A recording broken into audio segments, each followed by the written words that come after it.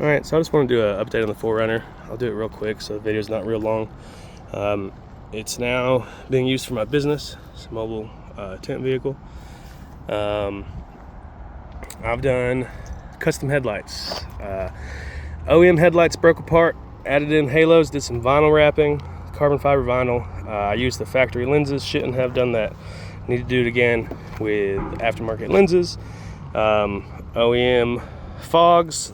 Once again, lenses look like hell. I've done some vinyl wrapping on the bezels. Peeled all the chrome, vinyl wrapped.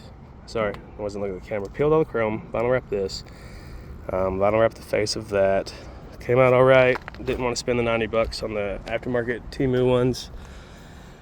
Amazon pod lights, rough country light bar, magnetic mounts that I have kind of made work because they don't make mounts for a light bar that wide for a 4th gen 4runner, at least that I could find. Suspension rundown, nothing has changed. Rough country 6-inch FJ lift, Ironman 4x4 loaded struts with strut spacers to get up to the 6, 2-inch wheel spacers, 35 by 1250, 17 tires, 5th gen takeoffs. I've done a big 3 upgrade. Body mount chop for the lift. But yeah, the big 3 upgrade. I don't know where all you could really see it. I guess I could show under the hood.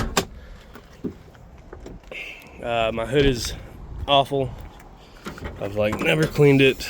It gets used, so upgraded the battery to chassis, battery to block, battery to frame. Did a positive lead from the positive to the battery, from the alternator to the battery. Mess of wiring there. I did add, see if you can see it. I did add a frame to chassis ground in the rear and tied in my amplifier, all through a bolt. So it'll add a little bit of grounding, and it'll securely ground my amplifier. Alpine head unit. Is my window going down? Yeah. Alpine head unit. Has the CarPlay. I've got a little Amazon dongle to make it wireless CarPlay. It's cool. I can't turn the ignition on long or the radio will connect and it'll kill my video. I've done a full head mark at T4 wired, I believe.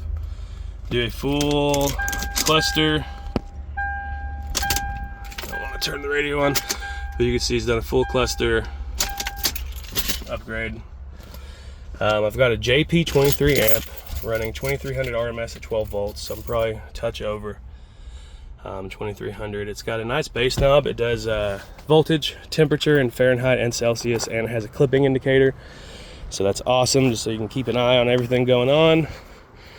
Still rocking the Memphis M7s. I've got some truspec prefab boxes, a little bit larger. I don't think it's quite up to how large they need to be for these subs, but it's pretty large.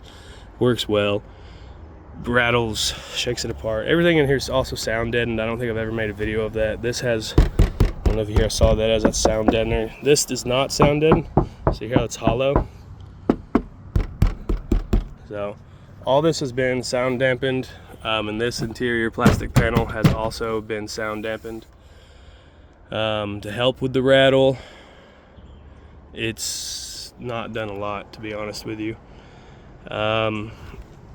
But yeah, full LED conversion everywhere. We've got the aquas up top. We've got the 6000s in the doors. 8000 low beams, blinkers. We've got 3000 in the fogs for the yellow fogs. That's really, I can't think of anything else I've done. Since the last video, I've added a couple lights. I just want to take a video of where it is right now, just to kind of mark the progress. There's a lot of things in progress. I want to redo my switch panel in here. Hopefully flush it in here. If you see, I've kind of modified this a little bit to hide that. Works nice. This is my switch for the parking brake to use the radio without having to actually be in park. This was all great until I got a switch panel, and now I've got to find somewhere to put the switch panel. I've looked at doing overhead.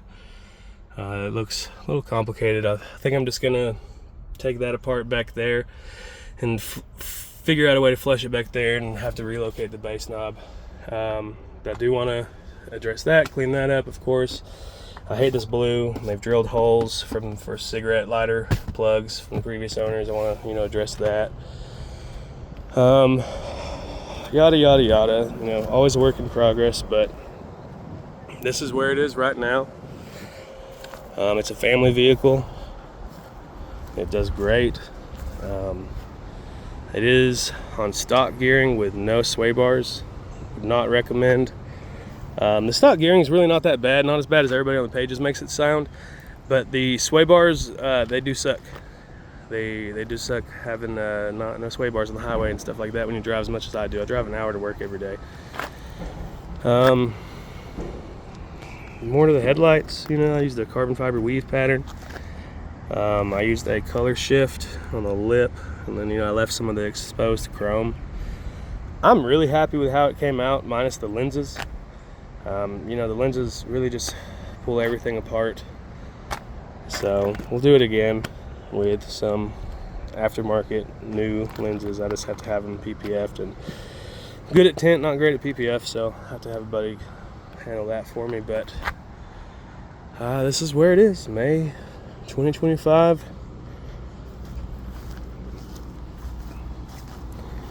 I know I'm not the most responsive. I do have a family and a business that I'm running, so I know I get a lot of questions, and not a lot, but I get questions and comments about the lift and things like that. I know I don't respond great. Try to do better, but yeah, that's pretty much it.